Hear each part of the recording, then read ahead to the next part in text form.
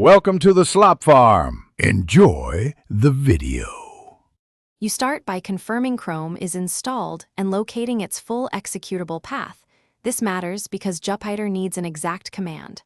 Once done, open your terminal or Anaconda prompt and confirm Jupyter runs.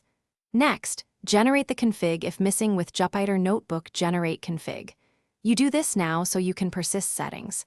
Then open Jupyter Notebook config. Pi in a text editor. Be ready to set the browser setting or point Notebook app to Chrome directly. You now configure Jupyter to launch Chrome. In the config file set C, Notebook app, browser equals /full/path/ to /Chrome %s, the %s passes the URL.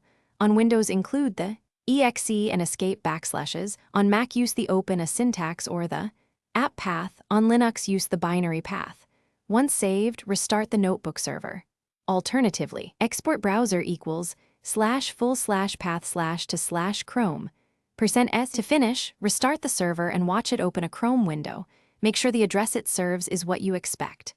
If Jupyter still opens another browser, recheck quoting and escaping around the path.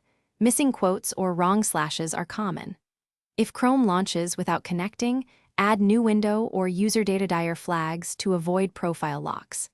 As a final tip, test with a tiny Python script using web browser. Register to confirm your system. Command correctly invokes Chrome before changing permanent settings.